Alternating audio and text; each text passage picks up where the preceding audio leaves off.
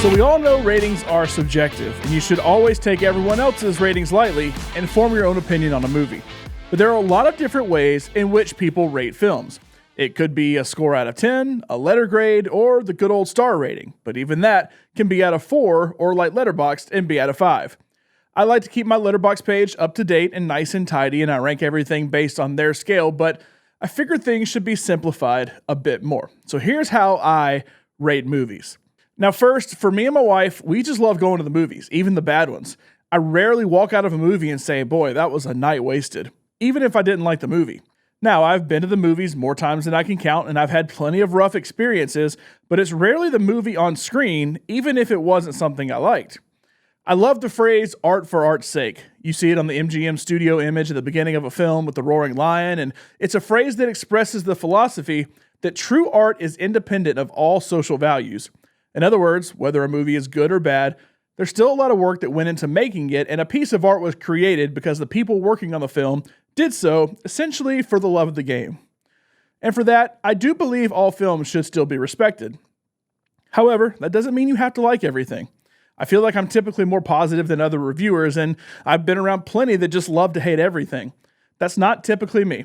So if 2.5 out of 5 stars is average, my average is typically over 3. I saw just over 100 movies last year, and my average score across the board was 3.11 out of 5. So when it comes to ratings, I simplified my ratings even more because the truth is, you just want to know whether you should go see the movie or not. There's a time commitment, a financial commitment, the commitment of other people you may want to go with, such as family or friends. And when that commitment means going out to the movie theater, it can get very pricey and be more trouble than it's worth.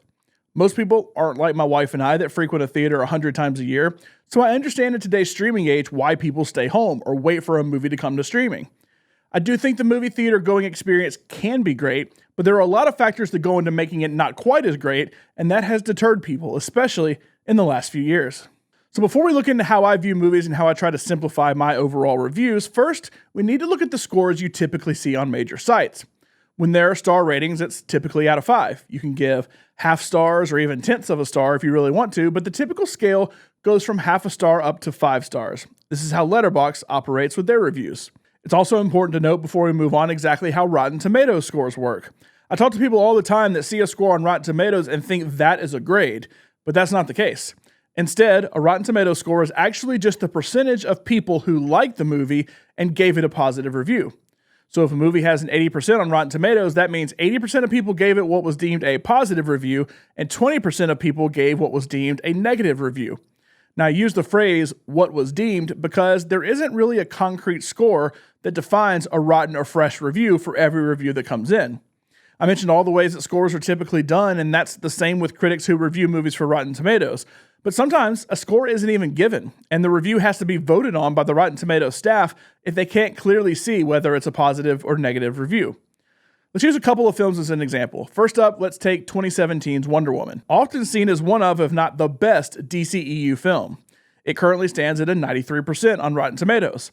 So if you were on the fence, a score like that would definitely push you to go see it. If you look at the top critics page, which are the critics that Rotten Tomatoes highlights as the best, usually from larger publications, but not always, you'll see mostly positive reviews. Let's take a look at a batch of reviews for the movie. What you'll notice in this screenshot is that all reviews are positive reviews. There are 7 of them total. 4 without any score given, and then a 7 out of 10, a 3.5 out of 4, and a B+. All 3 wildly different ways of scoring. If you took those out of 100, like back in school, you'd have roughly a 70, an 87.5, and for me when I was in school, B+ was between an 88 and a 90. All 3 of which are less than 93%. When you go to Rotten Tomatoes, you can click on a percentage score, and it'll actually show you the average score as they can best determine out of 10 for the top critics, for all critics, and then out of 5 for the audience. The top critics' Rotten Tomatoes score is 90%, but actually has a 7.4 out of 10 rating. The All Critics tab, which is what you normally see, gave it a 93% with a 7.7 out of 10 rating. The audience, meanwhile, gives it an 83% with a 4.1 out of 5 rating, which would equate to an 8.2 out of 10. So as you can see, the actual Rotten Tomatoes scores do not match up with the actual grade of the movie, and it can be a little confusing to look at all the different numbers. So the audience was actually pretty spot on, but if you saw the movie was at a 77% instead of a 93% that is displayed, it's still a positive grade, but you may not rush out to see it.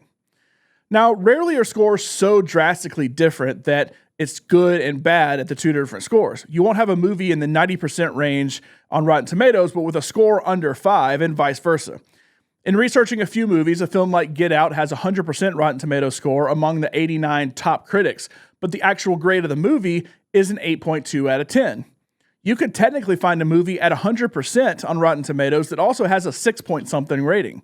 It could look like 100%, but actually have what would be considered a D grade. It seems a little weird, but that's how that actually works, but it can be very confusing. The reason I like a site like Letterboxd better than Rotten Tomatoes is because it shows you A, what the average rating is out of 5. So for instance, Wonder Woman is a 3.2. B, how many people graded it at each grade possible. So how many people gave it 5 stars, how many people gave it 4.5 stars, 4 stars, etc. And C, it takes the critics out of it and just gives a uniform system for movie nerds to go in, give it a grade, and a review if they'd like. What also changes different reviews is what each person finds important in a film. For me, it's very much the technical aspect of each film. The cinematography, the sound, the visual effects, the production design. Script and story are definitely important, as are acting, directing, etc., but that is all secondary to me to how the movie looks and sounds. I'm probably in the minority with that, and every aspect of the film does ultimately affect my grade, but a technically sound movie a lot of times will get a bump because of me liking that aspect more. But I decided to kind of dumb it down to 5 overall grades. First up are the best of the best, the films that absolutely must be seen by anyone and everyone no matter what. So I titled this, my highest rating, as Must See. These are films that I typically rate 5 out of 5 on Letterboxd, but I also usually include films that I rate 4.5 stars as well. 5 out of 5 is essentially a perfect film and experience, and I'd say I usually only hand out around 2 or 3 of these a year. 4.5 out of 5 is still really good, but there may be some small bit here or there that didn't 100% work for me. Last year, in seeing a little over 100 movies, I had 5 5 stars, which is way more than usual, and 6 4.5 stars. So roughly a tenth of my films fell in the must-see category. My best of last year included films like Wicked, Dune Part 2, and Sing Sing, of which I gave 5 out of 5 to all of them. And it also included some 4.5 stars that I really liked, such as Challengers, Conclave, and more. Next up is the pretty good rating. These are films that are 4-star films and some 3.5-star films. 3.5 is about the line that above is good and below it not so much. Last year, I graded around 25% of my movies at 3.5 stars out of 5. But what makes me decide on whether it should be on the pretty good side compared to the it's alright side, which I'll get to in a second, is typically my expectation going in and what the general buzz is around the movie. I may see a film with high expectations and it fails to meet them, or vice versa.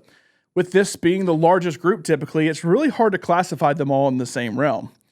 The 4 stars I would rate near the top of the pretty good category in 2024 are films such as Inside Out 2, I Saw the TV Glow, and I'm Still Here.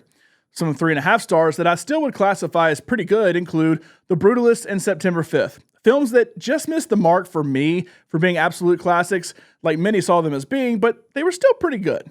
The middle ground rating for me is where I say, it's alright. It's where most movies will ultimately fall, since it can include 3.5 star films, plus 3 out of 5, and 2.5 out of 5 even. These are the average to slightly above average films. Example 3.5 films from 2024 that I'd include here are Gladiator 2, The Substance, Alien Romulus, and even Best Picture winner Anora. For one reason or another, I just wasn't as high as maybe others were on these films, but they still overall get a thumbs up from me and would ultimately be fresh on my Rotten Tomatoes scale. Some 3-star films include Mufasa, The Piano Lesson, and Speak No Evil that were good, not great. And then I'd probably still include some of the 2.5 stars in the It's Alright category, such as last year, The Last Showgirl, A Quiet Place Day 1, and Beetlejuice, that definitely had some redeeming qualities, but for me fell short of the mark to be any higher.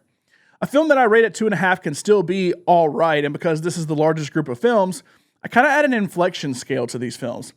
There's a difference in it's alright and it's alright. You go into a movie thinking, well, it's going to be bad, and then you're pleasantly surprised, it's alright.